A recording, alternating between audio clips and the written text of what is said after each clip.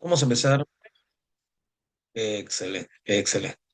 Vamos a empezar entonces revisando lo que es en la parte de historia universal, básicamente lo que es el siglo XIX. ¿Sí? Es una época muy interesante porque a partir del siglo XIX se van a sentar todos los elementos fundamentales que marcan el inicio y el posterior desarrollo del siglo XX. Uno de los más importantes historiadores británicos del siglo XX, Eric Hobsbawm, ¿sí? Precisamente es uno de los especialistas del mundo contemporáneo. Él es el que separa, por ejemplo, ¿sí? Es recomendable todo lo que ha desarrollado con relación al mundo contemporáneo. Tiene tres importantes textos: la era de las revoluciones, la era del imperio, la era del capital, con referencia al siglo XIX, y luego historia del siglo XX. Esos cuatro textos, esos cuatro libros de Eric Hobsbawm contribuyen a la historiografía del mundo contemporáneo. La era de la revolución, por ejemplo, o era de las revoluciones, trata acerca de las revoluciones liberales que nacen en Francia y que luego terminan complementándose con la revolución industrial que nace en Inglaterra. Para Eric Hobsbawm, y esto muchos lo han aceptado, el siglo XIX es el siglo de la burguesía. Entonces, a partir de esta idea general, creo que podemos entender los demás procesos históricos. Si hablamos de que el siglo XIX es el siglo de la burguesía, vale decir de lo que comúnmente llamamos la clase media. La pregunta sería, ¿cómo es que la burguesía logra consolidarse en el siglo XIX? Mediante dos importantes procesos revolucionarios: la revolución político-liberal, que se inicia en Francia, y la revolución industrial y económica, que se inicia en Inglaterra. Desde el punto de vista político, es la burguesía la que fomentará un movimiento ideológico que va a defender los derechos individuales y la propiedad privada. Esto es el liberalismo. Mientras que desde el punto de vista económico, esa burguesía va a defender lo que conocemos como el capitalismo liberal, que es un producto y es un efecto de la revolución industrial. ¿De acuerdo, muchachos? Entonces, San Marcos ha hecho bastantes preguntas con relación a las ideologías del siglo XIX. Vamos a darle entonces un pequeño repaso a todo esto. Mikhail Bakunin, representante ruso del anarquismo, señala que la libertad no puede ser realizada más que en sociedad y solo en la más estrecha igualdad y solidaridad de cada uno y con todos. Mikhail Bakunin, como representante del anarquismo, rechaza todo tipo de autoridad, sea del Estado o sea de la Iglesia Católica. Mikhail Bakunin y el anarquismo defienden la libertad a ultranza, pero para la formación de sociedades autogestionarias. ¿De acuerdo? Eso es lo que vamos a comentar más adelante. Veremos entonces rápidamente cómo el siglo XIX se caracteriza por el impulso al liberalismo. Liberalismo político que reivindica las libertades individuales y la igualdad ante la ley. Cuando te hablan de libertades individuales, están hablando de la libertad de prensa, libertad de expresión, la libertad de religión, por ejemplo, ¿sí? La libertad de reunión. Recuerda que uno de los factores que motivó el estallido de la Revolución Liberal de 1848 fue la prohibición de los banquetes políticos, ¿cierto? Eso obviamente rechazaba la libertad de reunión. Entonces, vamos a promover las libertades individuales y vamos a promover la igualdad jurídica, esto es la igualdad ante la ley. Algo muy importante es que promueve la tolerancia religiosa. Y acá vamos a generar un detalle fundamental. El liberalismo se opone a la influencia de la Iglesia Católica. Por esa razón promueve un proceso de secularización o secularismo, esto es, desplazar la influencia de la Iglesia Católica no solamente del Estado, sino también del sistema educativo y cultural en la vida pública. Pero no solamente de secularización, sino además de la expropiación de tierras, a lo cual se le conoce con el nombre de desamortización. ¿De acuerdo? El liberalismo va a promover la secularización educativa, política y la desamortización de las tierras en contra de la Iglesia Católica. Un ejemplo de esa desamortización de las tierras ocurrirá en España a lo largo del siglo XIX, pero también en el caso de América, en México, especialmente a partir del triunfo de Benito Juárez sobre la intromisión francesa y austriaca, que pretendían crear en México un nuevo imperio. ¿De acuerdo? ¿Qué más reconoce? Ah, desamortización, Mariscal. es la expropiación de las tierras de la Iglesia Católica. En este caso, se les da a la Iglesia Católica eh, una pequeña prebenda financiera, pero esas tierras quedan finalmente a merced del Estado para que puedan ser subastadas. ¿Se capta la idea, Maricielo?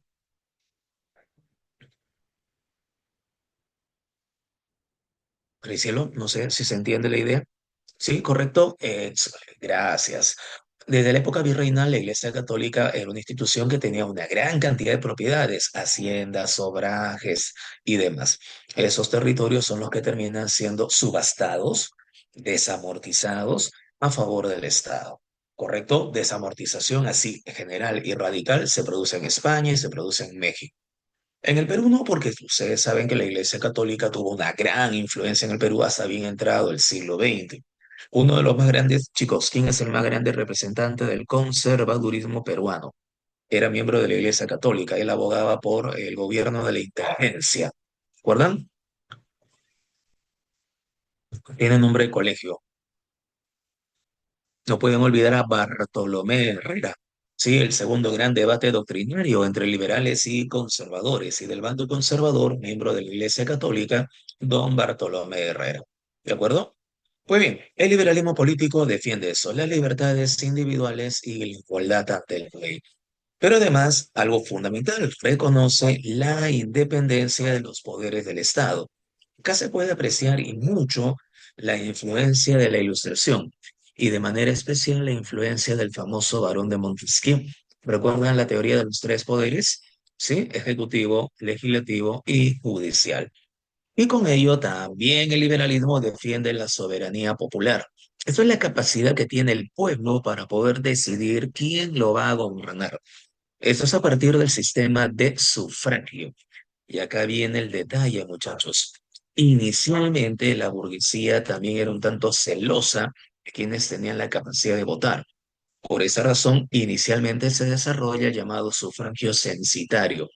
¿Han escuchado hablar acerca del sufragio censitario? ¿Saben de qué se trata? Solamente votan aquellos que pueden pagar impuestos y que demuestran tener propiedad. Esto era parte de la antigua tradición ciudadana de los griegos. Ustedes recuerdan, para que puedas llegar a ser ciudadano en la antigua Grecia tenías que tener propiedad, aparte de ser libre, de ser varón y de ser originario. ¿Cierto? Ese es el antiguo sistema de participación política, lo que el famoso Herbert Spencer denominaría la igualdad de los antiguos, la libertad de los antiguos a partir de la participación pública, política, siempre y cuando tengas propiedad, mientras que la libertad de los modernos se concentraba en las libertades individuales que hemos mencionado. Sufragio censitario, solamente votan aquellos que tienen propiedad y pagan impuestos. Quienes no tienen propiedad, obviamente, la masa campesina, la masa obrera, etcétera. Con el paso del tiempo, a lo largo del siglo XIX, tendremos movimientos que van a buscar la ampliación del sistema de sufragio. Por lo tanto, el objetivo final será la concepción de un sufragio universal. Pero acá viene el detalle. Si solamente votan aquellos que son considerados ciudadanos, con el sufragio universal, el concepto de ciudadanía se amplía. Por esa razón es que surgirá un nuevo concepto importante, el concepto de nación, y la defensa de todos los ciudadanos que conforman esa nación. Crear un conjunto de instituciones que puedan defender las costumbres, las tradiciones y las identidades de esa nación. A lo largo del siglo XIX, Europa construye la idea del Estado-nación. Por eso es que otra de las ideologías que están asimiladas a la burguesía es precisamente el nacionalismo. Chicos, no sé si hasta acá me estoy dejando entender. ¿Se capta la idea?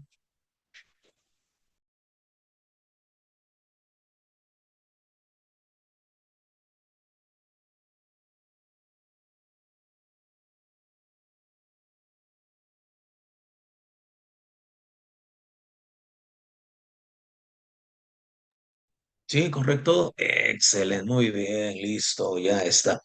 Ahora, en lo económico, eso se vincula con el capitalismo y la teoría de Adam Smith postula los principios del libre mercado, de acuerdo con la ley de la oferta y la demanda. La no intervención o participación del Estado en la economía, debiendo a la base de la riqueza el trabajo individual y libre, ¿cierto? ¿Quiénes son los que defienden esta postura? Personajes como Adam Smith, por ejemplo, David Ricardo. De David Ricardo, si recuerdan, me parece que lo comenté en su momento, la teoría de las ventajas comparativas. ¿Recuerdan de qué trata eso? ¿Sí? ¿Correcto? Y con David Ricardo, correcto, Matías, excelente, muy bien. Y con David Ricardo también destacará la figura de Thomas Robert Malthus. Malthus se vincula mucho con el Estado o con la población. ¿Con qué se vincula Malthus? ¿Lo recuerdan? Los principios de Robert Malthus están vinculados con la población, ¿cierto? Con la parte demográfica. Malthus señalaba de que el ritmo de crecimiento poblacional era multiplicativo. Sin embargo, el ritmo de crecimiento a la producción de alimentos era adicional o aditivo, lo que significa que ambas curvas terminarán siempre muy, pero muy separadas. Habrá tanta gente que obviamente no habrá producción alimenticia que pueda satisfacerla. Esa es una de las razones por las cuales se promovía el control de la natalidad, por ejemplo. Pero hay otro detalle, como el excedente de población saturaba Europa, ¿dónde podríamos llevar ese excedente de población? Pues a las colonias. Ese es uno de los factores que influye en el desarrollo de las políticas imperialistas, de llevar el excedente poblacional a las colonias, tanto en África, en Asia como en América. ¿De acuerdo, muchachos? Ahora, John Stuart Mill, Jeremy Bentham y Herbert Spencer también van a ser representantes del liberalismo en el siglo XIX. ¿Sí? No sé si han escuchado hablar de Jeremy Bentham, uno de los grandes forjadores del utilitarismo, el mayor bien para el mayor número de personas, ¿cierto? Y junto con Jeremy Bentham destacará la figura de Herbert Spencer respecto a la comparación entre la libertad de los antiguos y la libertad de los modernos, y con ellos John Stuart Mill, que es otro de los forjadores y defensores de lo que es el sistema de sufragio popular, pero también es uno de los grandes defensores de la economía liberal, del liberalismo económico. Todos ellos son liberales. En Francia destacará la figura de Alexis Tocqueville, contrario al liberalismo y defendiendo ciertos privilegios de grupos élite, está el conservadurismo. El conservadurismo, en el caso de la Presa San Marcos, ellos sostienen que es la defensa del retorno y el mantenimiento del antiguo régimen. El detalle con el antiguo régimen es que esto caracteriza al gobierno absolutista, a la desigualdad social y política. El padre del conservadurismo es el inglés Edmund Burke, ¿de acuerdo? Pero Burke vive lo que es el sistema de monarquía constitucional o monarquía parlamentaria. Más que promover un retorno al absolutismo, lo que el conservadurismo proponía o planteaba era mantener el orden a través de las jerarquías tradicionales. Y las jerarquías tradicionales se mantenían por una élite monárquica y una élite nobiliaria, siempre y cuando haya también equilibrio de poderes. Edmund Burke, por ejemplo, a través del sistema inglés de monarquía constitucional o monarquía parlamentaria, era un defensor del equilibrio de poderes, pero ese equilibrio de poderes lo defienden los grupos élite, los grupos elitistas. ¿De acuerdo? ¿Cómo mantenemos el orden social y el orden moral? A través de la doctrina católica o la doctrina cristiana en este caso. Los conservadores son contrarios a las revoluciones. ¿Por qué? Porque las revoluciones causan desorden, causan caos. Y donde hay desorden, donde hay caos, no hay progreso, no hay avance. Los conservadores sostienen que solo el orden político, el orden social, a través del respeto a las jerarquías y a las tradiciones, podrán mantener entonces el progreso constante. ¿De acuerdo, muchachos? Esa es la idea de los conservadores. Bartolomé Herrera, por ejemplo, suponía eso acá en el Perú, junto con Vivanco, con Gamarra o con Salaberry. Todos ellos eran conservadores porque pretendían que una élite sea la que gobierne. Y con ellos destacará el anarquismo. Habíamos comentado que uno de sus grandes representantes es Mikhail Bakunin. Ellos promueven la supresión, eliminación del Estado. ¿Por qué? Porque el Estado es el que defiende las desigualdades y es el que oprime con sus leyes. Por lo tanto, rechaza toda forma de autoridad impuesta. La autoridad la detentan aquellos ciudadanos que de manera independiente forman asociaciones, organizaciones. Todo aquello que atente contra la libertad y la igualdad tiene que ser suprimido. Plantea la creación de comunas agrícolas e industriales, pero acá viene la clave: autogestionarias. Ellos mismos producen, ellos mismos se organizan y ellos mismos se defienden. ¿Sí? La propiedad no es privada, la propiedad es colectiva. Pero el detalle está en que son comunidades autogestionarias. Chicos, ¿nos estamos entendiendo? Sí, correcto. Pregunta de contraste. Si en el caso de Europa el liberalismo se opone al conservadurismo o conservadurismo se opone al liberalismo, esto afecta al Perú a través de qué procesos. La clave sería los procesos denominados debates doctrinarios, especialmente el segundo debate. El primer debate doctrinario era en torno a qué modelo político tenía que tener el Perú después de la independencia. Recuerdan a don José de San Martín o Bernardo de Monteagudo, ¿cierto? Que defendían el sistema de monarquía constitucional. Y recuerdan por ahí a José Faustino Sánchez Carrión, por ejemplo, que defendía el sistema republicano.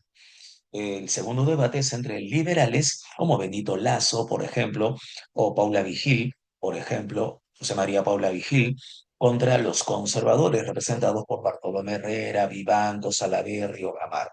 ¿No? El tercer debate doctrinario vendrá después, a partir del sistema económico, modelo económico que tendríamos que seguir. Pero esto definitivamente influye en el desarrollo de nuestra república en el siglo XIX. El nacionalismo se vincula con la burguesía, es otra ideología que nace con la idea de construir un Estado-nación. Los principios de soberanía y libre determinación, autonomía política, es uno de los más importantes. Esta es la clave. No lo debes olvidar. La libre determinación de los pueblos, ¿sí? O autodeterminación política. Ese es el principio clave del nacionalismo, la libre determinación de los pueblos. Eso, por ejemplo, se puede apreciar en el caso de Italia y en el caso de Alemania, cuya división o separación política había sido impuesta por el Congreso de Viena. Entonces, las naciones que formaban en ese instante el territorio italiano y el territorio alemán nunca fueron consultadas, nunca les preguntaron si estaban de acuerdo o no con esta división, con esta separación. Por esa razón es que se van a desarrollar sendos procesos de unificación bajo estas ideas nacionalistas. Las fronteras deben coincidir con la identidad del pueblo que las ocupa. ¿Sí? Se entiende que esta población o nación está vinculada mediante territorios que los vinculan por raza, lengua, historia y tradiciones en común. ¿Cómo le llamaban los alemanes a esto? Folk, pueblo, flor, costumbre. Costumbre popular, folklore, los elementos folclóricos. La nación fue impulsada por la burguesía para unificar las diversas comunidades en torno al Estado y de esa manera fortalecerse. Esto es lo que va a atacar precisamente Marx y Engels, ¿cierto? La idea de que el Estado que ha surgido a partir de la revolución industrial es un Estado dirigido por la burguesía. La burguesía avala y defiende la propiedad privada. Con la propiedad privada hay clases sociales. Por lo tanto, las desigualdades que promueve la burguesía son avaladas por el Estado. Por eso le llaman Estado burgués. Para poder acabar con la propiedad privada y acabar con las desigualdades, tienes que acabar con el Estado burgués mediante una revolución. Esa es la propuesta de Marx y de Engels. ¿Se entiende la idea hasta acá, chicos? ¿Cómo vamos? ¿Me estoy dejando entender?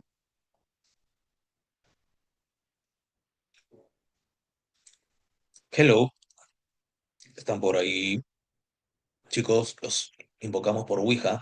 Ah, ok, gracias Lucía por la respuesta. Gracias, Dayan, correcto. Gracias, Ítalo, correcto. Gracias, gracias. Muy bien. Ya los íbamos a invocar a través de la Ouija. Muy bien. Junto con liberalismo, conservadurismo y nacionalismo surge el socialismo. El socialismo tiene un objetivo claro: darle de alguna manera solución a lo que se ha conocido con el nombre de la cuestión obrera. ¿Y qué es la cuestión obrera? La cuestión obrera es la problemática social en la cual el proletariado, la clase trabajadora que ha surgido a partir de la revolución industrial, tiene graves problemas y deficiencias en cuanto a salarios sumamente bajos, jornadas laborales sumamente largas, precarias condiciones de vida, un sistema de salubridad, de salud, de educación sumamente limitados. Todo esto va a originar, por ejemplo, pobreza extrema, enfermedades. ¿Entienden el término enfermedades endémicas? ¿Han escuchado hablar del término endemia? No epidemia, sino endemia. Sí, correcto, Matías. Son enfermedades difíciles de erradicar, ¿cierto? Propias de un lugar, correcto, Mariscal. Excelente. Estas enfermedades se mantenían en determinados sectores porque las condiciones que las hacían florecer se mantenían también. Uno de ellos, por ejemplo, debido a la contaminación del agua, era el cólera.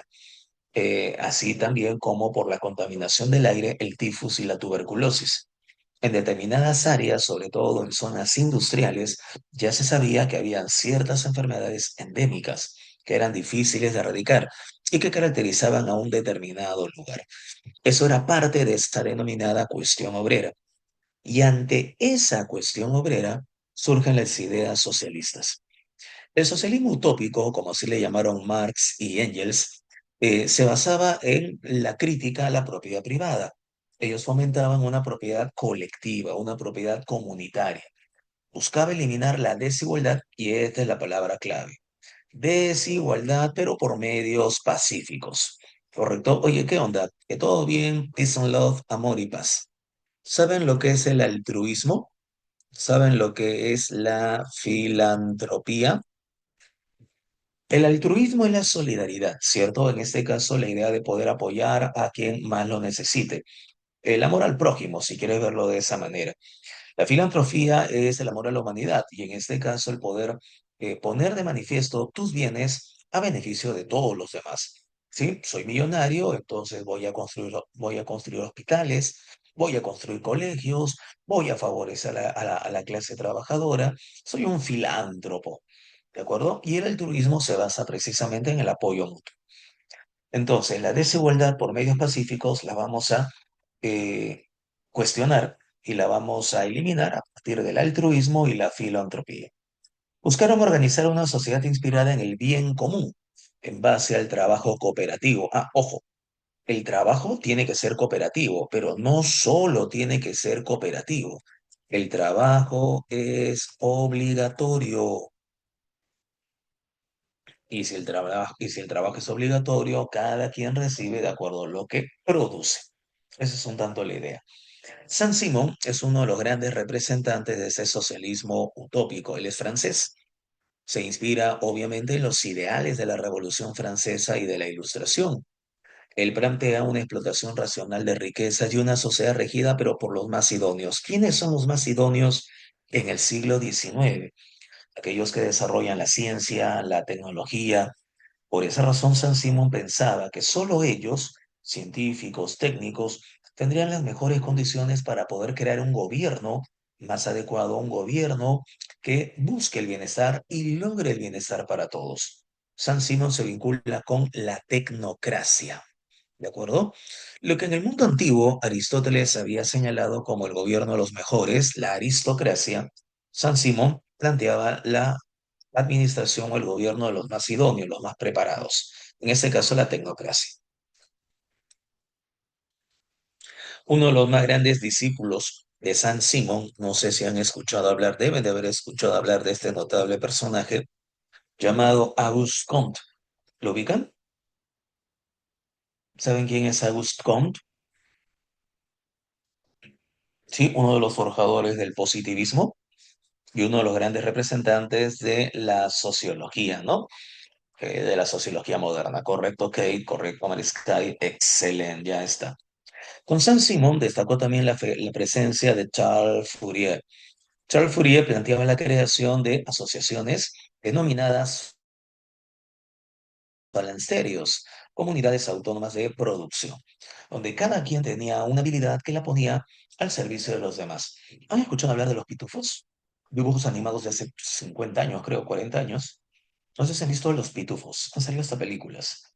Los que han visto Los Pitufos, ¿sí? Pitucos no, pitufos. Son pequeñines azulitos.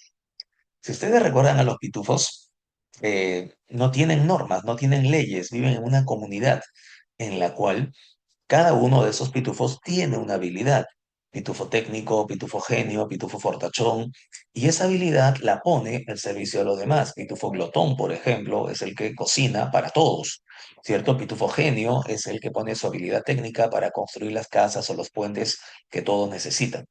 Esa es la idea de una especie de falansterio, en la cual, bueno, Papa Pitufo es el que dirige y a través de su ejemplo genera precisamente el orden moral, ¿cierto, Gianfranco? Entonces, más o menos, esa es la idea de un falansterio, ¿sí? Obviamente, vivir en una comunidad de esa naturaleza es utópica, es fantasía, porque de todas maneras siempre sale a brotar el egoísmo, ¿no? La soberbia propia del ser humano. En una ocasión, San Marcos ha preguntado por Robert Owen hace unos 3 o 4 años. Preguntó acerca de cuál era la propuesta que Robert Owen planteaba. Él es un inglés. Él planteaba la creación de cooperativas de trabajadores para que ellos, de manera racional y de manera autónoma, puedan finalmente gestionar sus mecanismos de producción. Él lo plantea en su fábrica en Escocia, cuando en realidad era la fábrica de su suegro, llamada New Lanark, la creación de cooperativas para poder mejorar las condiciones de vida. Es uno de los pocos que se da cuenta de que la materia prima de toda empresa es el trabajador. Mientras al trabajador lo mantengas contento, lo mantengas tranquilo, entonces la productividad aumenta. ¿Sí? Él es considerado como el padre del cooperativismo. Entonces, si en la pre te lanzan una pregunta de relacionar columnas, ¿quién plantea el desarrollo de cooperativas de trabajadores para darle solución a los problemas sociales? Robert Owen, de cajón.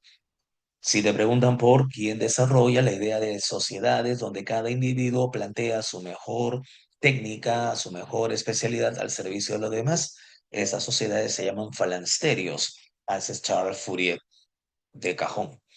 Y si te preguntan por una república de los más idóneos, de los científicos y técnicos que puedan generar el bienestar común, a ese San Simón, la tecnocracia. De una manera más sencilla, si te hablan de la tecnocracia, de los más idóneos, técnicos, científicos, ese es San Simón. Si te hablan de los falansterios, donde la libertad es total, eso es Charles Fourier. Si te hablan de las cooperativas para poder organizar a los trabajadores, ese es Robert Owen. Junto con el socialismo utópico surge el llamado socialismo científico, el de Karl Marx y Federico Engels.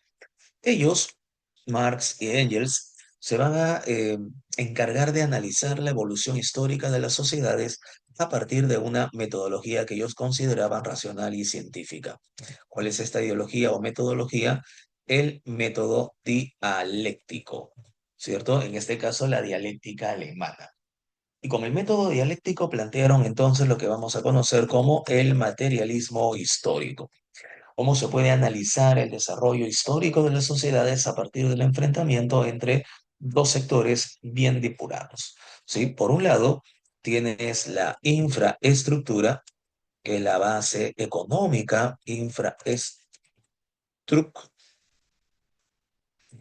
lo tengo, y la otra es la superestructura. La infraestructura o estructura simplemente es la base económica que sostiene todo lo que es la parte política, social, ideológica, religiosa, filosófica, artística, cultural en general. La base económica, la infraestructura, es la que influye y determina cómo van a ser las organizaciones políticos-sociales, cómo es el desarrollo técnico, ideológico, religioso, cultural. ¿Sí? La infraestructura determina la superestructura. Y a partir de ello, ellos entienden que las sociedades van a tener entonces mecanismos de explotación laboral. Esos mecanismos se denominan modos de producción. Los modos de producción son propiedad de un grupo élite, que es el que impone su sistema de gobierno. ¿Sí? En el mundo antiguo eran los amos, pero había otro grupo, que era la mayoría, que es el que finalmente terminaba siendo la base laboral del modo de producción. Si los amos eran la élite dominante, quienes se encargaban de la producción en general, los esclavos. Si en la Edad Media eran no amos y esclavos, sino señores y siervos, en la edad moderna y contemporánea serían patronos, patrones, contra obreros o proletarios. Por lo tanto, siempre, decían Marx y Engels, existe o ha existido un grupo dominante y siempre ha existido la contraparte, un grupo dominado. Así como el método dialéctico nos enseña que existe una tesis, una antítesis y que producto de ello surgirá una síntesis, ¿cierto? En este caso, amos contra esclavos, señores contra siervos, patronos contra proletarios. Para Marx y para Engels, el motor de la historia era la constante lucha de clases sociales. Eso ha sido varias veces pregunta de examen de admisión en San Marcos. ¿De acuerdo? En este caso, la constante lucha de clases sociales. Como la propiedad privada es el elemento común del sistema capitalista, nuestro último modo de producción, y que dicho sistema está dominado por la clase media, en este caso por la burguesía, la idea de Marx y de Engels es que a través de una revolución dicha burguesía finalmente sea derrotada, ¿no? Derrotar al Estado burgués, como llaman ellos. Pero bueno, en 1848, Marx y Engels plantean un texto muy importante conocido como el Manifiesto Comunista. Es ahí donde exponen esta idea de la constante lucha de clases y de los modos de producción. Un fantasma recorre Europa. Es el fantasma del comunismo, decían ellos. En ese contexto se producen las revoluciones liberales de 1830 y 1848. Chicos, hasta acá, ¿alguna pregunta, por favor? ¿Qué dicen? ¿Cómo vamos? ¿Todo bien?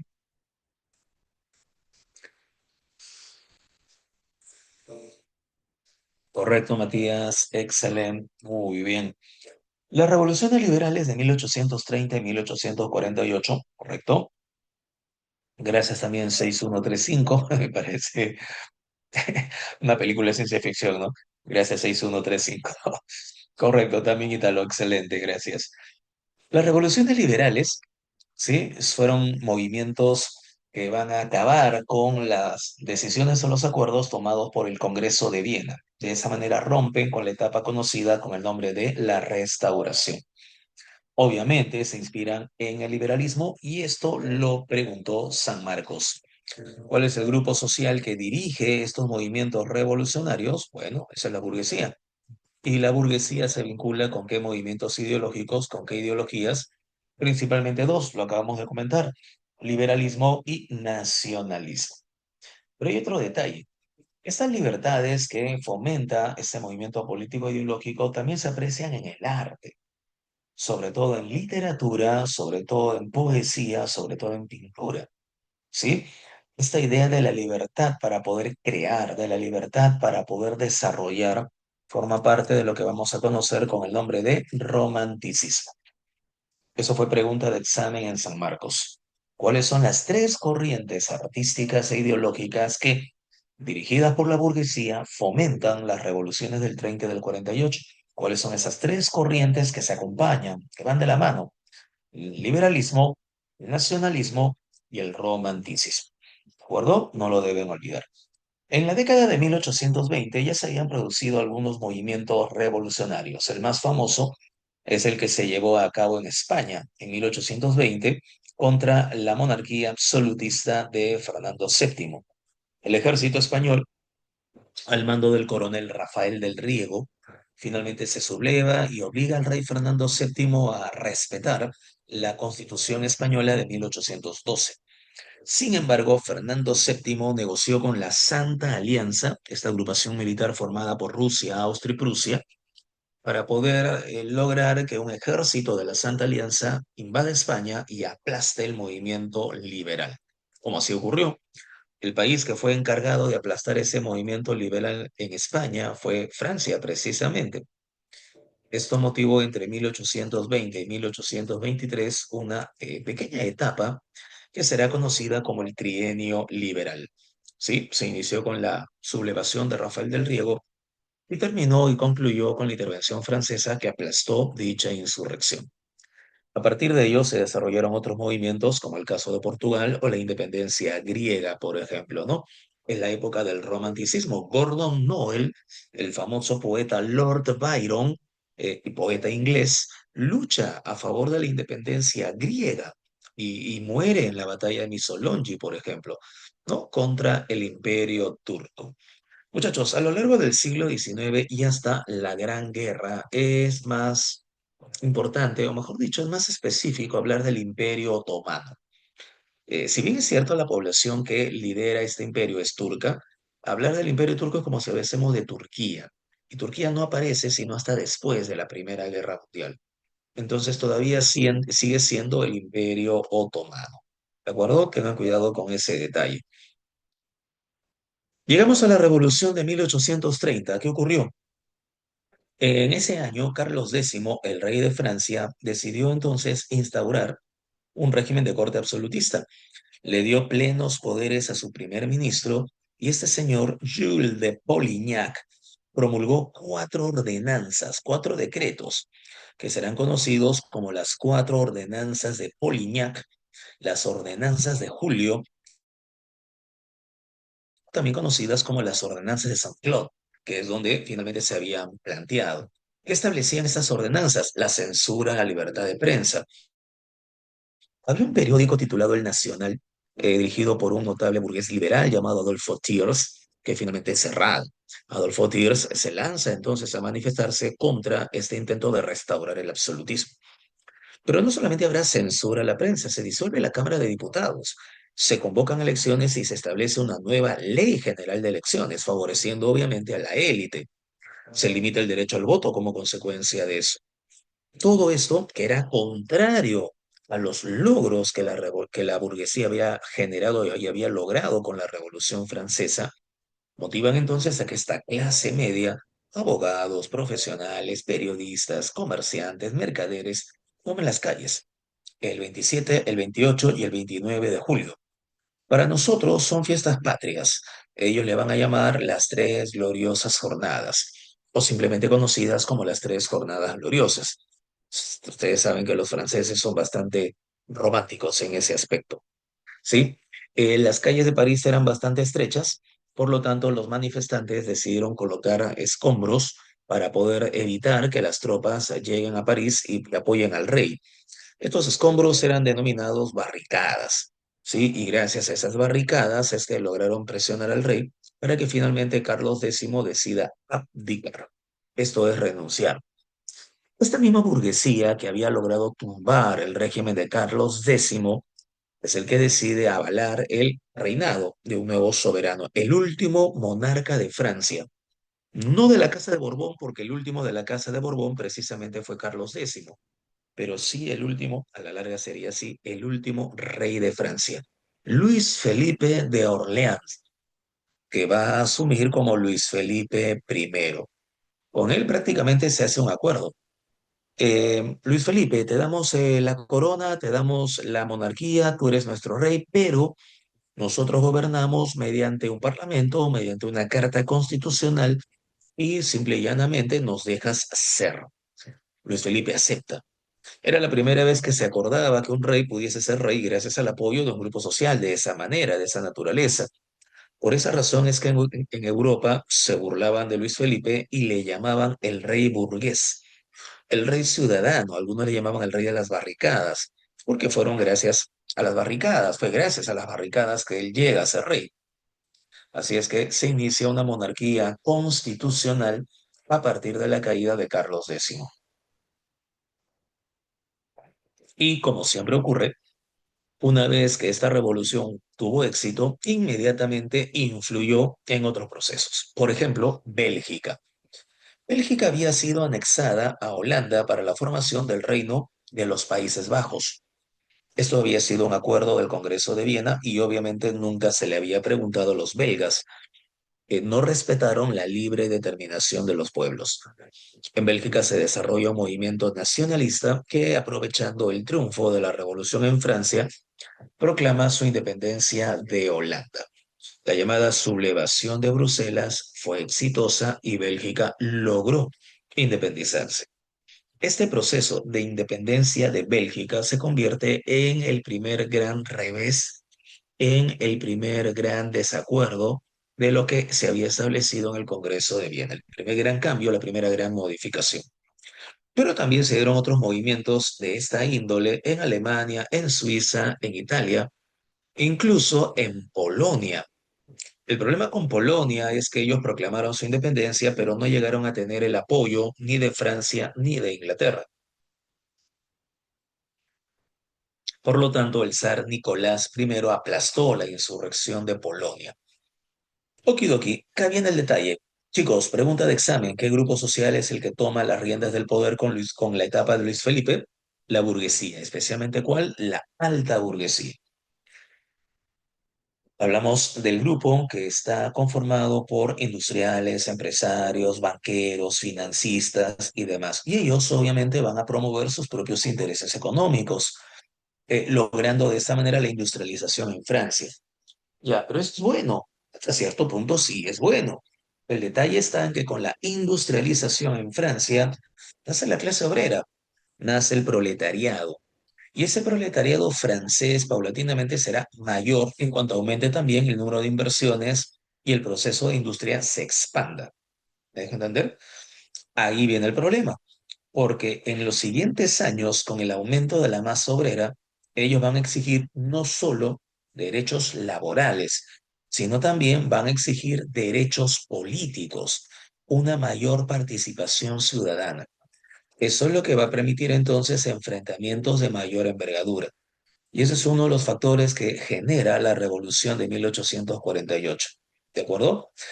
Todavía Francia dependía del medio ambiente, dependía del clima, si había sequía, la cosecha de grano sufría, hubo una grave crisis económica y la burguesía pequeña, ¿sí? Solía reunirse para cuestionar al gobierno de turno.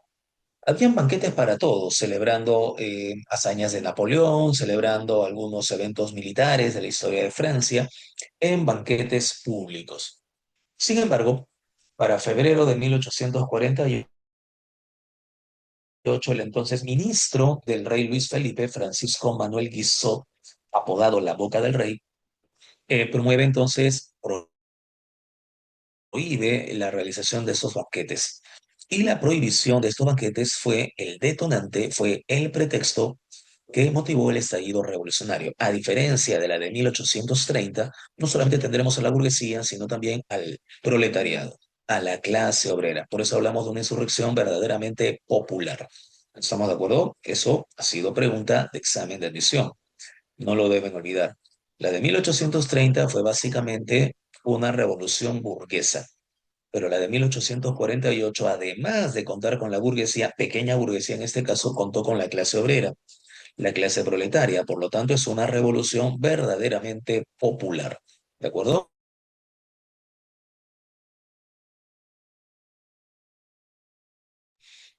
Listo, muy bien. ¿Qué tenemos que recordar? Que Luis Felipe, como todo buen monarca francés, abdica, renuncia a la corona. Por lo tanto, se forma un gobierno provisional que va a proclamar la Segunda República. La primera se proclamó en 1792 con la Revolución Francesa. Acá se proclama la Segunda República y se establece el sufragio universal. Pero ojo, sufragio universal masculino. Las mujeres no son consideradas ciudadanas, por lo tanto no tienen el derecho al voto, no tienen el derecho al sufragio. Y acá hay otro detalle.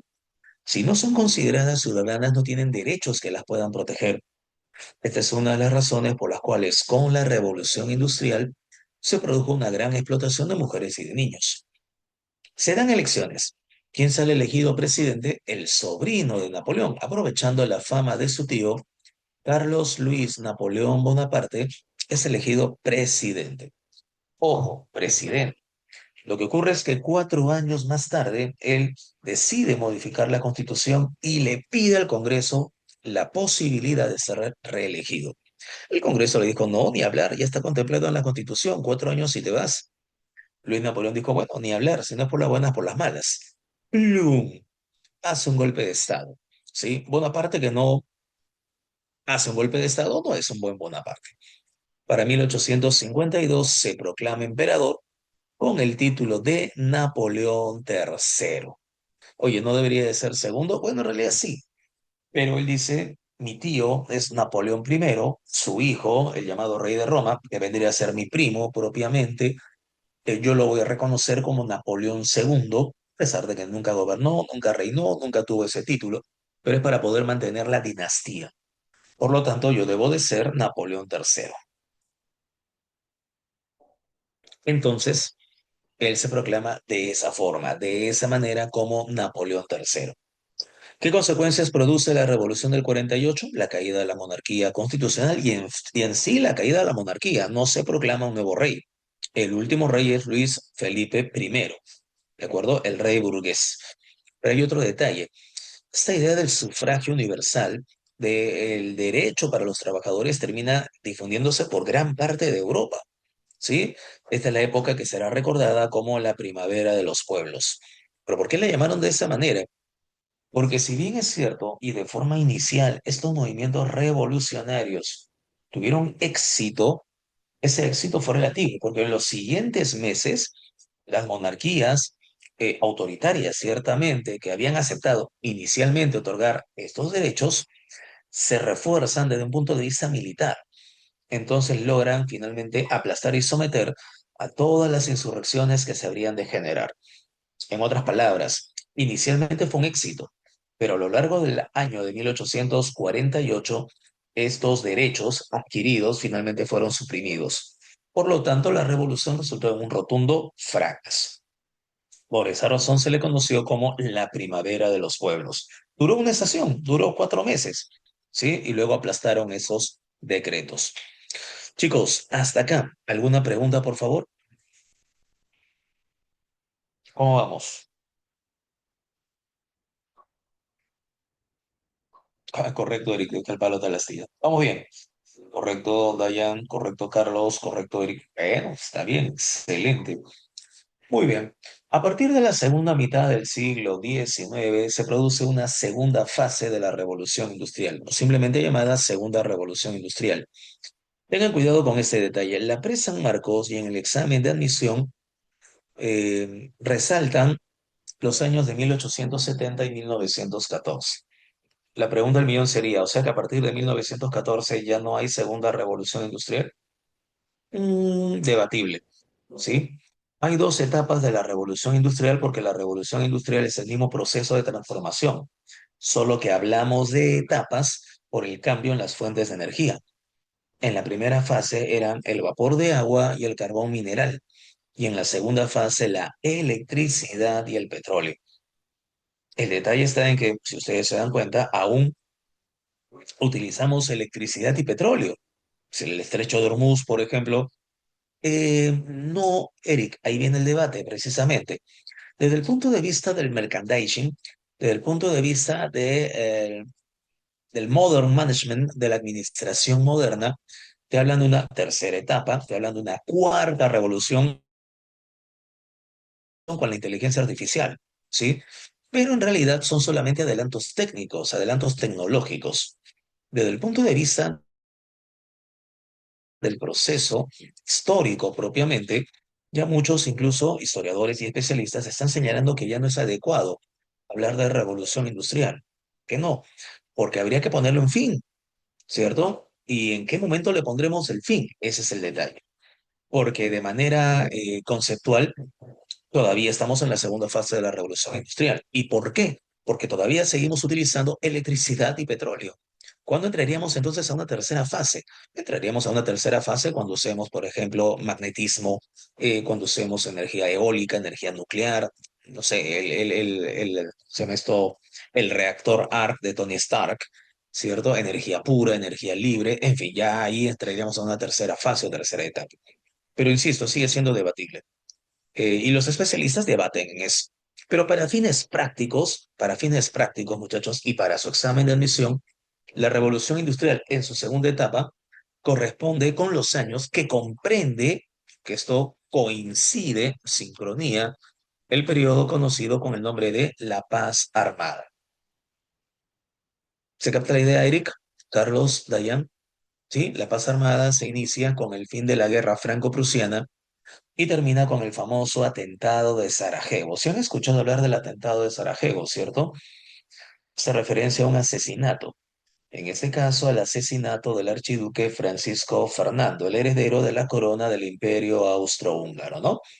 Eso le pone fin a la paz armada. En todo caso, también le tendría que haber puesto fin a la segunda revolución industrial, que no le encuentro sentido. Porque luego, eh, ustedes recuerdan que deben de haberlo visto en alguna ocasión, porque me parece que su material llega solo hasta la Gran Guerra. Pero no sé si recuerdan o han escuchado hablar en la década de 1920 que Estados Unidos vive una etapa de prosperity. Sí, prosperidad, el big business, ¿cierto? La época del gran negocio. ¿Y a qué creen que se deba esa gran prosperidad? A la gran producción industrial. ¿Y a qué creen que se deba esa gran producción industrial? Al desarrollo del Taylorismo y del Fordismo, nuevos sistemas de producción. Pero se supone que en 1914 terminó la segunda revolución industrial, entonces ya no se tendrían que utilizar esos mecanismos. Bueno, el Fordismo y el Taylorismo son los elementos que permitieron el desarrollo de la industria automotriz, por ejemplo. Se capta la idea, por eso la problemática de la cronología. No sé si me dejo entender, muchachos. Insisto, no se hagan tanto problema. Para fines prácticos y para su examen de admisión, la segunda revolución industrial coincide con el desarrollo de la paz armada. ¿De acuerdo? Caracterizada por la expansión de nuevos sistemas de producción a otros lugares de Europa. Bueno, Francia ya se está industrializando desde la primera mitad del siglo XX. Alemania, Rusia, Italia, Norteamérica y el lejano Oriente, ¿cierto? Japón se industrializa, pero por necesidad. ¿A qué nos referimos de que sea por necesidad? En el año de 1853 llega a las costas del Japón una armada norteamericana al mando de un comodoro. Un comodoro es un almirante de almirantes. Tienes un capitán de navío, tienes varios navíos, esos varios navíos, 10 barcos, cada uno con 10 capitanes de barcos forman una flota. Entonces tiene que haber alguien que se encargue de esa flota, un almirante. Pero si hay varias flotas, hay varios almirantes. Entonces alguien tiene que liderar. Ese es el comodoro. El comodoro es un almirante de almirantes, por así decirlo. Llega el comodoro Matthew Perry y obliga al Japón a abrir su mercado al comercio norteamericano. Claro, siempre se le dijo por las buenas, ¿no? Los gringos siempre hablan primero con las buenas. Si no firmas mis documentos, bombardeo tus puertos. Y bueno, los japoneses dijeron, ok, no queremos que nos bombardeen. Y fueron obligados a firmar el Tratado de Kanagawa. Con la firma del Tratado de Kanagawa, 1854, un año después de la llegada de Matthew Perry, entonces el comercio japonés obligatoriamente tuvo que abrirse al comercio norteamericano.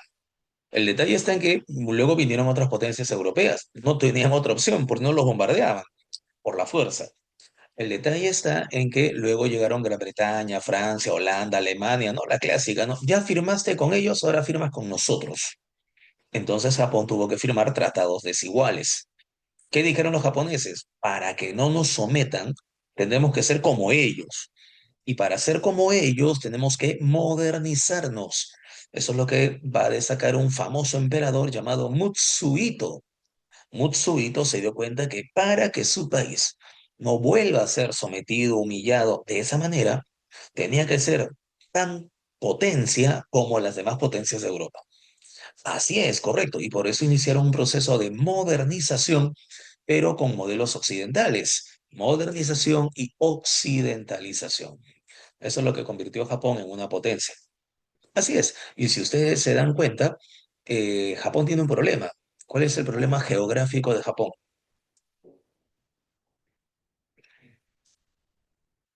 Japón es un archipiélago. ¿Saben lo que es un archipiélago, cierto?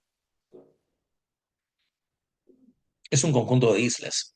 Por lo tanto, al aumentar la población, Japón, ¿qué necesitó? Expandirse. ¿Qué tenemos frente al Japón? Territorios como Corea, como China. Por lo tanto, ya te imaginarás que Japón logra controlar la península de Corea, logra invadir China, guerra chino-japonesa, 1894-95, China derrotada, estaba en decadencia, firma el Tratado de Shimonoseki, Japón se queda con algunas posesiones y ¡plum! Choca con Rusia. Ya tomaron Corea, ya tomaron China y ahora ¡plum! Choca con Rusia. Guerra entre Rusia y Japón. Rusia, la poderosa, el oso ruso. ¿Quién creen que ganó? Ganó Rusia. Japón humilló a Rusia, guerra ruso-japonesa 1904-1905. El mundo quedó atónito, lelo, estupefacto, absorto, perplejo, maravillado, anonadado. con la gran capacidad militar que Japón va a obtener en tan solo unos cuantos años. Ocupar Corea, derrotar a China, vencer a Rusia, Japón era una potencia. ¿Se capta la idea, muchachos? Características de la segunda fase de la revolución industrial. Nuevas fuentes de energía. Tendremos petróleo y tendremos electricidad. Por esa razón, importante, la dínamo eléctrica. El primer generador eléctrico creado fue de Zenov Grame, por ejemplo, pero que ustedes destacan más a Thomas Alva Edison, ¿cierto? Con la bobina eléctrica y a uno de sus grandes colaboradores y luego uno de sus grandes rivales, Nikola Tesla. En cuanto al petróleo, hay que tomar en consideración sus derivados. Uno de sus derivados es la gasolina. Y si hablamos de gasolina, creo que sí puedes pensar en Rudolf Diesel o en Karl Benz y el automóvil a gasolina. ¿Y cómo funciona el automóvil a gasolina? Con un motor de explosión interna. Y ahí destacan Joseph Daimler, ¿sí? Este, entre otros. Gracias a ello tendremos entonces el desarrollo de la industria automotriz. Se destaca la industria química, que desarrolla la rama de farmacéuticos y explosivos. Esto es destacable. ¿Sí? Si hablamos de la rama de farmacéutica, creo que sí puedes recordar a una empresa alemana, Bayer, ¿cierto? Y si hablamos de explosivos, la famosa empresa de cañones Scrap, ¿sí? Que tanto daño le hizo al Perú durante la Guerra del Pacífico. Chicos, desarrollo de la industria química, Primera Guerra Mundial. ¿Uso de qué? Si por ahí la PRE les pregunta acerca de eso, ¿qué se crea en la Primera Guerra Mundial con la industria química?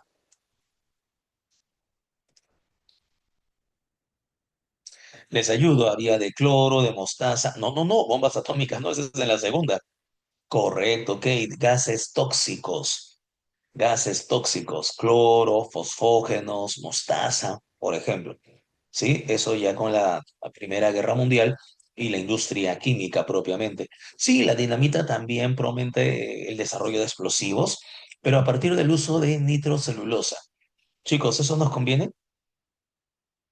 Que utilicen nitrocelulosa, nitroglicerina, ¿nos conviene? ¿Cómo que no, Carlos? Claro, nosotros vendemos un extraordinario nitrato. ¿Recuerdan cómo se llama? Empieza con S de salitre. No sé si han escuchado hablar de el salitre. Se han escuchado hablar de salitre, ¿cierto? Nitrato para la creación de fertilizantes y luego para la creación de explosivos. Claro, el reemplazo del guano. Correcto. ¿Dónde había salitre, chicos? Estaba al sur del Perú. Tremendo territorio, bastante largo. Tarapacá, correcto, Mariscay. Sí, y no solamente había en Tarapacá, sino también había en Atacama y Antofagasta, ¿cierto? Pero el detalle está en que Atacama estaba en Bolivia y más al sur estaba Chile. Y ya te imaginarás que esos territorios van a ser motivo de una guerra, que se conoce precisamente hoy en día como la Guerra del Salitre. Muchachos, no sé si conectan los temas. No sé si se dan cuenta que estamos conectando los temas. Sí, correcto. Es más fácil entenderlo de esa forma, de esa manera. Excelente. Hablamos de una industria más que siderúrgica propiamente, hablamos de una industria metalmecánica. Y cuando hablamos de una industria metalmecánica, estamos hablando de acero. ¿Qué es el acero? El acero es una aleación. Acá destaca la figura del convertidor Bessemer, lo que estoy señalando. ¿Se ve el cursor, chicos? ¿Se aprecia el cursor? Sí, correcto. Ah, excelente. El convertidor Bessemer es una especie de coctelera. Se mezclaba hierro, carbono, manganeso y oxígeno. Y con la mezcla de hierro, carbono, manganeso y oxígeno, ¡plum! Entonces salía el acero. El acero va a ser muy importante por las grandes construcciones. Vamos a tener edificios sumamente altos, en Estados Unidos les van a llamar rascacielos, pero además también para la producción eléctrica necesitaremos el uso de la energía de agua, energía hídrica, centrales hidroeléctricas, por ejemplo. Es la producción de acero va a tener una gran y muy importante influencia en esos sectores, pero también en el sector de armamento, ¿cierto? Chicos, ustedes recordarán que nosotros teníamos dos importantes blindados en la Guerra del Salitre, precisamente gracias a la producción de acero. Uno era el Huáscar y el otro era el Independencia. ¿cierto? Sin embargo, para 1874, Chile adquirió otros dos blindados más modernos, más pesados, el Cochrane y el Blanco Encalada, ¿sí? Blindados con acero. Entonces, la guerra también va a cambiar, ¿sí? Esa es la guerra de superficie, con la creación de blindados. Los ingleses van a empezar a construir blindados de más de 10.000 toneladas de peso. El Huáscar pesaba poco más de 1.000 toneladas, 1.130. La Independencia pesaba 2.300, ¿sí? Pero los ingleses empiezan a construir barcos blindados de más. Que bueno, no, en realidad no, Eric, es trofeo de guerra, ¿no? Imagínate, nosotros también tendríamos que devolver algunas cosas de Ecuador o de Colombia que por ahí podríamos tener. Entonces, no, son trofeos de guerra. Es más, está mejor allá que acá. ¿Ya te imaginas acá cómo estaría? Totalmente descuidado y todo eso, ¿no? Bueno, en fin. Hay un detalle fundamental que tienes que tomar en consideración. Es que cuando se inicia esta capacitación técnica para el desarrollo de barcos de mayor tonelaje, aparecen primero los cruceros y luego los acorazados. Los cruceros tienen más de 10.000 toneladas, los acorazados van a tener más de 15 a 18.000 toneladas de peso, ¿sí? Por puro acero, blindaje para poder cubrirse. En la Segunda Guerra Mundial, para la Segunda Guerra Mundial, Japón va a construir dos superacorazados, el Musashi y el Yamato. Cada uno de ellos desplazaba más de 75.000 toneladas. Ya te imaginarás, eran brutales, pero eso ya se verá más adelante. Un detalle, con la segunda fase de la revolución industrial se destaca el capitalismo financiero. Es un capitalismo basado en qué? En la inversión a través de bolsas. Acá tiene mucho que ver las bolsas de valores. ¿Por qué? Porque las empresas empiezan a vender acciones. Es decir, crean sociedades anónimas o sociedades de responsabilidad limitada donde se ponen a venta ciertas acciones, partes de la empresa, títulos empresariales. Si la empresa tiene bastante éxito y genera utilidades, mucha gente va a decidir invertir en ello. Capitalismo financiero. Pero en algunos casos, el capitalismo financiero se torna monopólico porque hay un dueño para todo un conglomerado empresarial. Un ejemplo de esto, ¿quién manejaba toda la gran producción de acero en Estados Unidos? El acero de Pittsburgh, por ejemplo, eso lo manejaba Andrew Carnegie.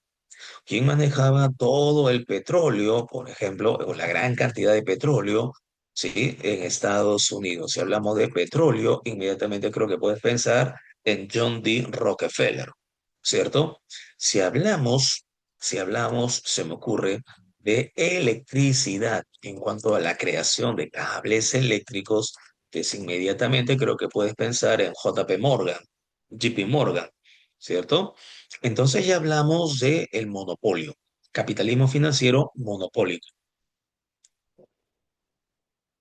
La acumulación de grandes capitales y de utilidades motivará fuertes inversiones fuera de los Estados Unidos y fuera de aquellos países que son centros bursátiles de gran importancia. Esta es una de las razones que nos lleva al imperialismo. ¿De acuerdo?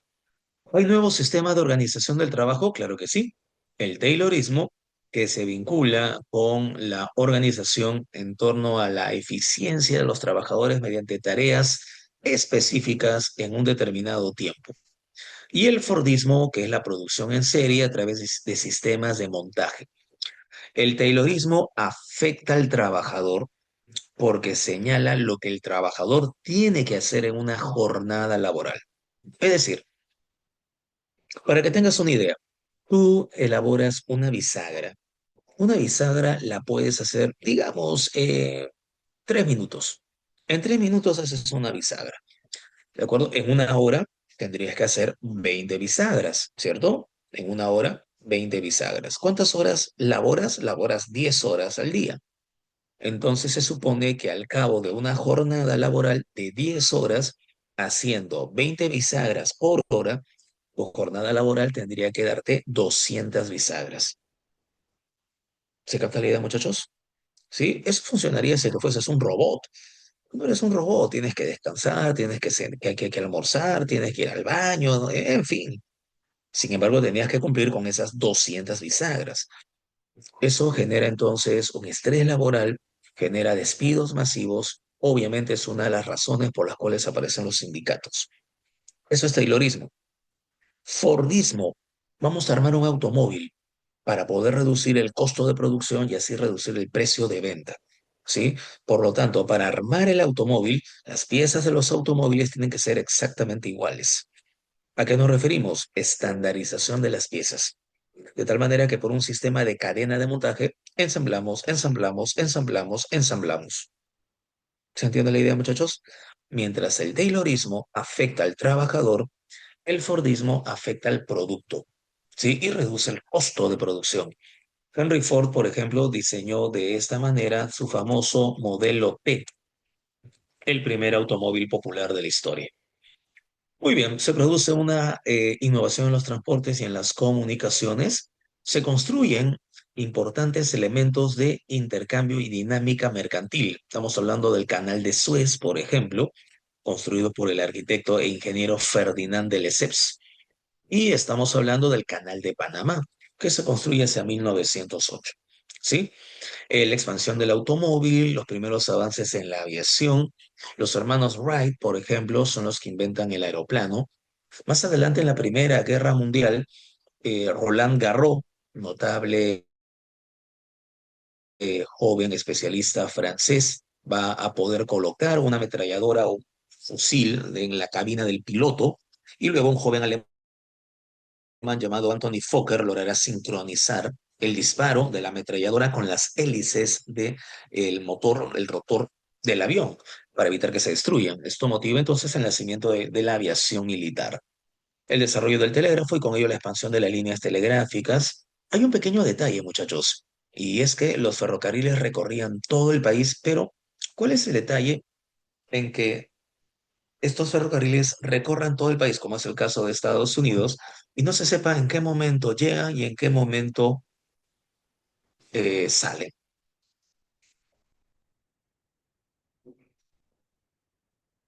Porque si para un, digamos, un trabajador, una persona en Nueva York es mediodía, al mismo tiempo que estará pasando en California. Nueva York está en el lado del Atlántico, California está en el lado del Pacífico. No podían coincidir o no podían coordinar, porque ellos recuerda que se fijaban en torno a la posición del sol. Para poder solucionar este problema y de esa manera controlar los horarios de los ferrocarriles y mejorar la efectividad, se tuvieron que crear los usos horarios. ¿Se entiende la idea? Sí. Esto es lo que permitió entonces un mejor control y una mejor dinámica de lo que van a ser las líneas ferroviarias. Consecuencias, tenemos nuevas potencias industriales, Estados Unidos, esto después de la guerra civil, de la guerra de secesión, norte y sur. Japón, como te había comentado, durante el gobierno del emperador Mutsuhito, y Alemania con el proceso de unificación que permitió la formación del famoso Segundo Reich, ¿no? El Segundo Imperio Alemán. Ahí destacó la figura de Otto von Bismarck, apodado el Canciller de Hierro.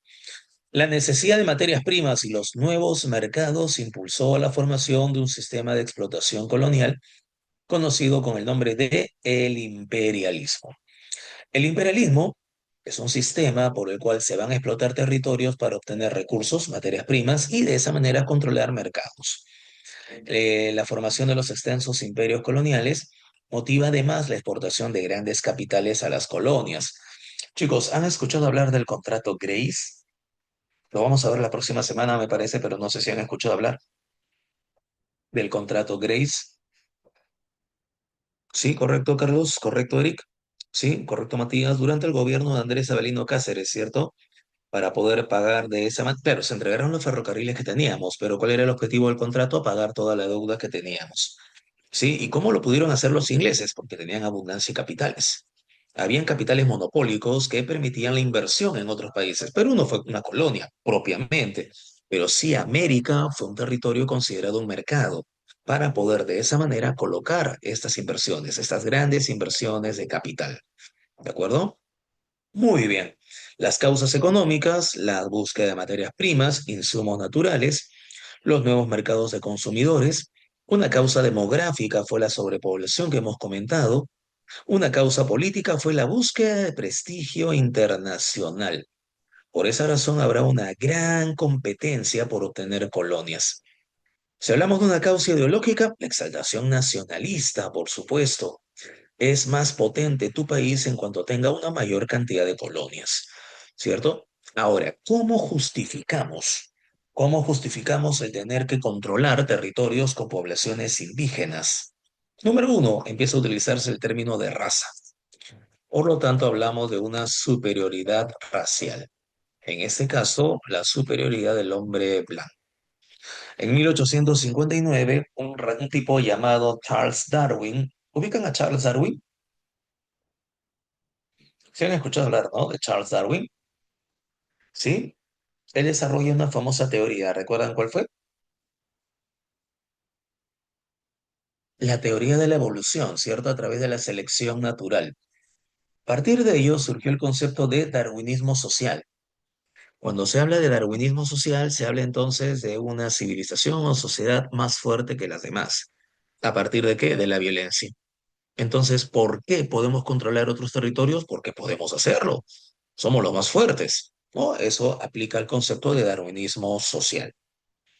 Lamentablemente, estas rivalidades coloniales son las que van a ocasionar fuertes tensiones, y estas tensiones llevarán a una carrera de armamento que es lo que termina conduciéndonos a la Primera Guerra Mundial. Claro, ten en cuenta que en esa época no se le llamaba Primera Guerra Mundial porque no sabían que se iba a producir una segunda de mayor devastación.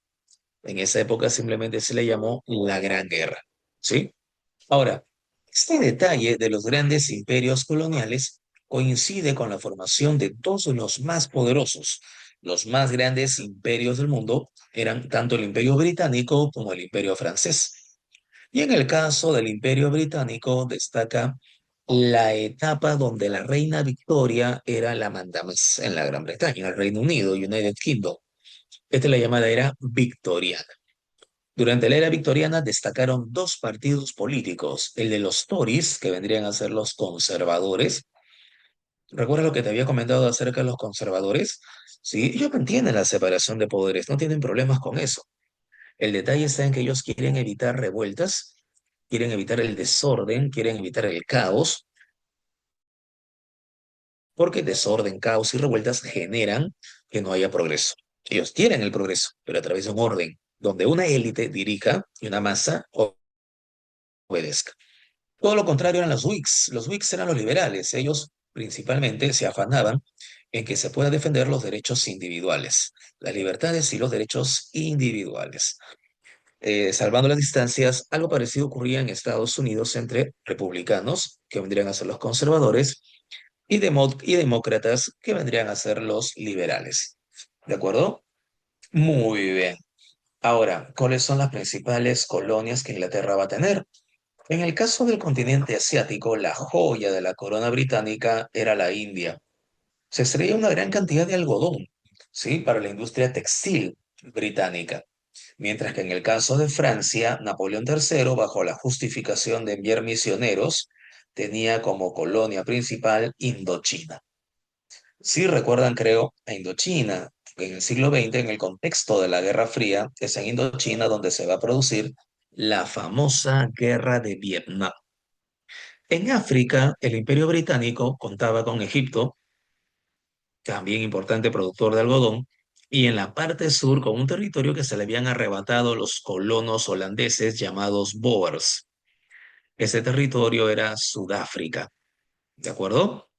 Importante por las minas de oro y minas de diamante.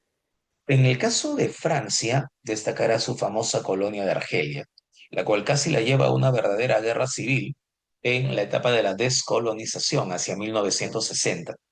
¿Sí? Por lo menos recuerda estas colonias. Consecuencias. Algunas potencias terminan enriqueciéndose más que otras. Acá es donde David Ricardo, bueno, donde podríamos aplicar la teoría de David Ricardo, la teoría de las ventajas comparativas, ¿cierto? La economía capitalista se impone a la subsistencia en las colonias y hablamos de un capitalismo monopólico, financiero, imperialista. Entre las consecuencias políticas se incrementan las tensiones por el control de territorios y acá hay un detalle muy importante desde el punto de vista cultural, predomina lo occidental. Por lo tanto, la moda, por ejemplo, de vestirse con frac, con traje, con sombrero de copa alta, se va a poder apreciar en muchos países del mundo. Eso es algo parte de la moda victoriana, pero se va a poder apreciar en Asia, en Filipinas, por ejemplo, con la llamada República de Malolos, ¿sí? Se aprecia a la élite vistiendo de esa manera. En el Perú, durante el periodo oligárquico conocido como la República Aristocrática, también se podía apreciar todo eso. En suma, los grandes imperios coloniales que compiten por mercados y materias primas son los que nos conducen a la Gran Guerra, o simplemente conocida como Primera Guerra Mundial. Aquí hay un pequeño lapsus que habría que corregir. La Gran Guerra, como se le llama en ese instante, ¿sí? Se desarrolla entre 1914 y 1918. Es en 1918 que la guerra concluye. ¿Sí? Tengan cuidado con este pequeño detalle, ¿sí? Pone 1919 en los manuales escolares porque en ese año se firma el Tratado de Versalles, pero la guerra concluye en noviembre de 1918. ¿Por qué se produjo la Gran Guerra? Uno, y eso lo pregunta siempre la prensa en Marcos, el afán imperialista. La expansión territorial por obtener colonias. ¿Esto debido a qué? A la competitividad industrial. Necesitamos mercados, necesitamos materias primas. Desde el punto de vista político-militar, hay una fuerte carrera de armamento. Esa carrera de armamento es la que está impulsada por la revolución industrial y la formación de un sistema de alianzas militares. Chicos, una pregunta. Me voy a adelantar un poquito porque esto lo veremos la próxima semana, pero creo que sí lo pueden resolver. ¿Por qué Perú entra en la guerra del salitre, si el roche lo tenía Bolivia con Chile? ¿Qué onda? ¿Qué pasó?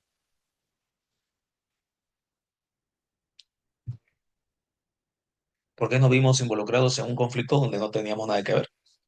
Correcto, Dayan, el famoso tratado secreto que teníamos con Bolivia, ¿cierto? Que en realidad no era tan secreto que digamos. Pero ese tratado firmado con Bolivia es el que termina arrastrándonos al conflicto que Bolivia tenía con Chile.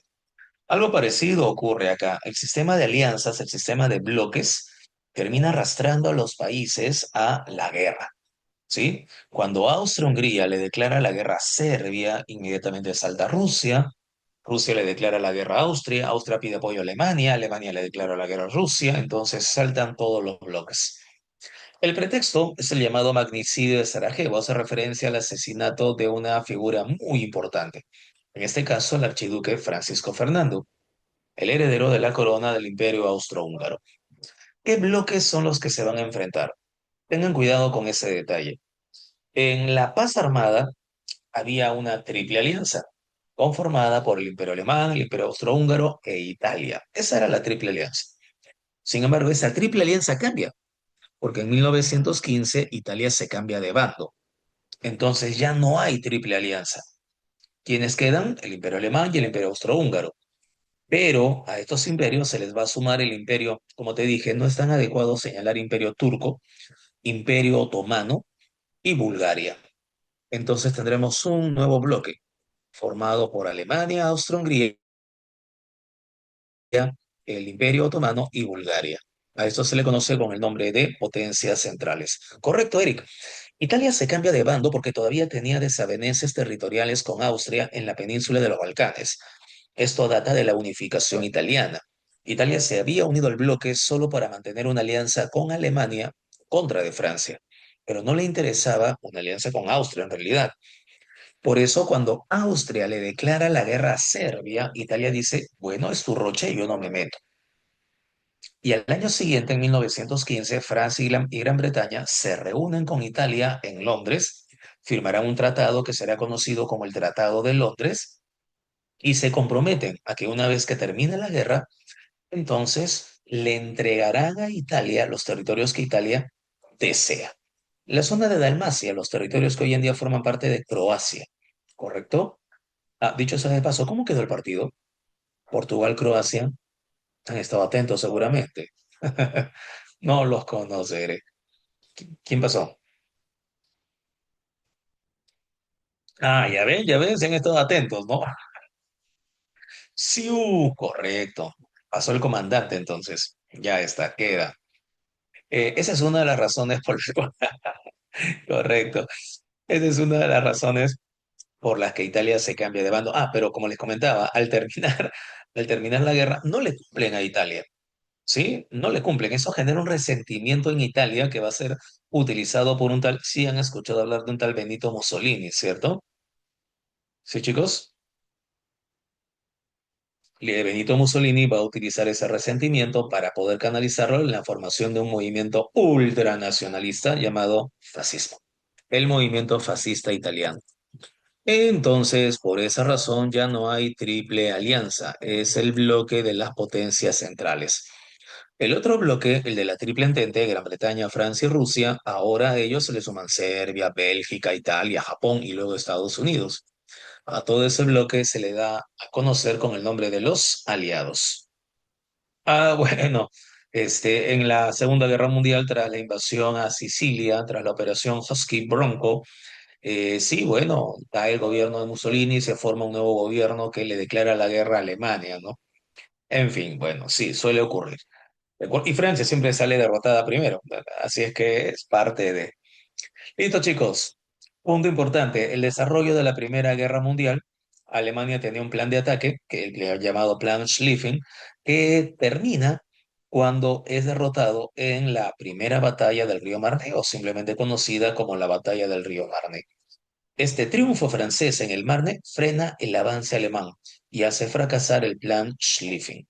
¿De acuerdo? De ahí en adelante pasaremos a una llamada guerra de posiciones defensivas o conocida simplemente, eso lo preguntó San Marcos en el último examen de admisión, conocida simplemente como la guerra de las trincheras. Es acá donde se produce la guerra de desgaste. ¿De acuerdo?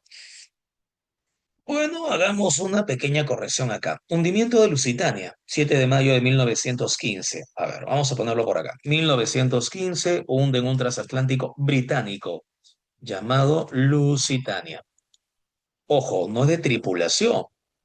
Cuidado, mueren pasajeros norteamericanos, 128 pasajeros norteamericanos. En 1916 hunden otro barco donde también mueren pasajeros norteamericanos, el Sussex. 1917, cuando ya Alemania decreta la guerra submarina ya irrestricta, sin límites, hunden otro barco llamado Vigilancia en inglés, donde también mueren pasajeros norteamericanos. Tengan cuidado con este detalle. Muchachos, hace muchos años se pensaba que el hundimiento de Lusitania había sido el pretexto por el cual entra Estados Unidos a la contienda. No es así. Para tal caso hubiese sido el hundimiento del Vigilance, que está más cerca a la declaratoria de guerra. ¿De acuerdo? ¿Por qué se produce la participación de Estados Unidos? Porque Alemania decreta la guerra submarina irrestricta en el 17. Y esta guerra irrestricta significa no vamos a dejar ningún barco, todos van a ser hundidos, perjudica el comercio internacional, bloquea la llamada libertad de los mares. Tengan cuidado con eso. Esa es la causa. ¿Cuál fue el pretexto por el cual entra Estados Unidos a la guerra? El llamado telegrama Zimmermann. Este telegrama motiva que México sea, digámoslo así, invitado por Alemania a que le entre en guerra con Norteamérica. Pero México estaba en plena revolución, por lo tanto no pudo participar. Ese fue el pretexto. Estados Unidos entra en la guerra y la guerra cambia de curso. ¿Sí? Finalmente, Alemania se rinde en noviembre de 1918. Con la rendición de Alemania termina la guerra. Llegan en este caso, las declaraciones del presidente Wilson se reúnen en la conferencia de París y Wilson propone 14 puntos para la paz mundial. Uno de ellos, la creación de una organización internacional que pueda velar por la paz en el mundo. A partir de ello surgiría la llamada Sociedad de las Naciones. Pero cosa curiosa, quien plantea la creación de la Sociedad de las Naciones es Wilson, pero Estados Unidos no participa. ¿De acuerdo, muchachos? Listo, el tiempo nos gana, lamentablemente. Alemania será obligada a la firma del Tratado de Versalles y con la firma del Tratado de Versalles se genera un resentimiento en Alemania que va a ser el caldo de cultivo para la aparición del movimiento nazi. Sí, eso lo vamos a ver más adelante. Muy bien. Chicos, los ejercicios de clase no creo que hayan tenido problemas, ¿cierto? Si hablamos del pensamiento anarquista, como les habíamos comentado, el anarquismo, ¿qué cosa quiere? Eliminar toda forma de autoridad que restrinja la libertad individual. Chao Estado y chao Iglesia Católica. Por lo tanto, la clave acá sería la letra impulsar la eliminación del Estado y la creación de sociedades autogestionarias. Con respecto a la revolución de 1830, ¿estableció la Segunda República? No, ese es en el 48.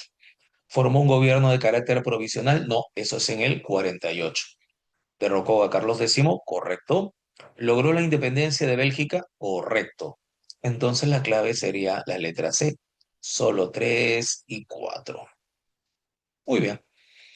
Pregunta 3. ¿Qué dice? En relación con las características de la segunda fase de la revolución industrial, a ver, ¿genera una sobrepoblación y masiva migración europea hacia América? No, eso se vincula con el imperialismo, no con esta segunda fase. Dos, ¿aparecen nuevas fuentes de energía como el petróleo y la electricidad? Sí, mejor dicho, se emplean estas fuentes de energía. ¿Surge el capitalismo financiero? Correcto. ¿Consolida Inglaterra como la mayor potencia de Europa Occidental? No, recuerda que hay nuevas potencias que terminan desplazando a Gran Bretaña, a Inglaterra. Una de ellas será Alemania y la otra será Estados Unidos. Por lo tanto, la clave sería beso falso, verdadero, verdadero, falso. ¿Cierto? Pasamos a la pregunta número 4, que dice la número 4. Con respecto al imperialismo, entre las principales causas económicas del imperialismo, la búsqueda de nuevos mercados de consumo, correcto, es una causa económica. La competencia entre potencias para alcanzar prestigio es una causa del imperialismo, pero no es económica, es en todo caso una causa política. El exceso de población provocando la migración europea hacia las colonias es una causa, pero no económica, sería una causa social. La necesidad de obtener diversas materias primas y fuentes de energía, sí, eso es económico. Por lo tanto, la clave sería A, solo uno y 4. 5. Consecuencias políticas de la Primera Guerra Mundial. El reemplazo de la Sociedad de Naciones por la ONU, eso sería en la Segunda Guerra Mundial. La desaparición de los imperios austrohúngaro, turco otomano y ruso zarista, claro, esa sería la clave. La clave sería la letra B. Desaparece el imperio austrohúngaro y aparecen nuevos países. Así, claro, como cuál? Turquía, por ejemplo. ¿Qué Turquía estoy hablando? Austro-Hungría, desaparece, surge Checoslovaquia, surge Yugoslavia. Con la desaparición del Imperio Otomano, surge Turquía, Líbano, Siria, Irak, por ejemplo. Y con la desaparición del Imperio Ruso, surgen Ucrania, Bielorrusia, Lituania, Letonia, Estonia, en fin. Listo, chicos. Ahora nos falta solamente el siguiente bloque de preguntitas. ¿Sí? ¿Dónde estaba? Aquí está. Para poder completar nuestra jornada laboral del día de hoy. Y listo, acá tenemos. ¿Qué dice la primera pregunta? Examen de admisión en San Marcos. Con relación al liberalismo, ¿establece una constitución que garantice los derechos ciudadanos? Sí, eso se vincula con el liberalismo.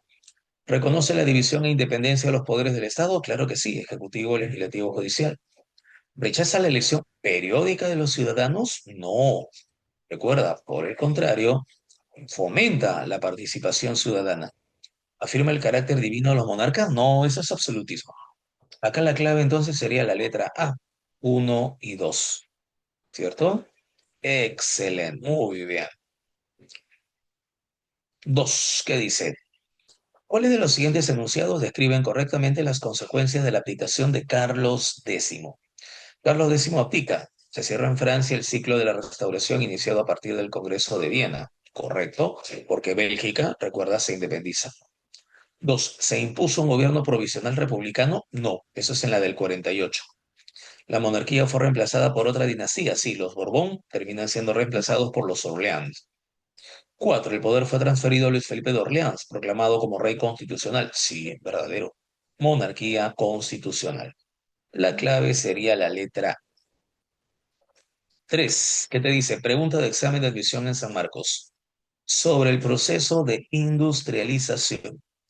Te están hablando de la segunda fase de la revolución industrial. Entonces veamos. El surgimiento de nuevas potencias como Estados Unidos y Alemania, eso sí es correcto. La fragmentación de las empresas industriales, no, por el contrario, se van a concentrar. Aparecen los trusts, holdings, cárteles, entre otros. Dos, no va. El masivo movimiento poblacional europeo a otros continentes, esto es como consecuencia de la colonización. La expansión de ideologías vinculadas al movimiento obrero, claro, socialismo y anarquismo, por ejemplo. Uno, 3 y 4, la clave sería la letra B. Excelente. ¿Qué dice la pregunta 4? Respecto a la definición entre infraestructura y superestructura, ¿se acuerdan que lo habíamos comentado? ¿Se entiende por infraestructura el conjunto de ideas político-religiosas? No, es al revés, eso es superestructura. Dos, ¿la superestructura comprende las leyes e instituciones derivadas? Sí, correcto. ¿La infraestructura determina el tipo de superestructura? Sí, porque es la base económica. ¿La superestructura tiene un papel autónomo independiente? No, depende de la infraestructura. Dos y tres sería correcto, la clave sería la letra D. Excelente.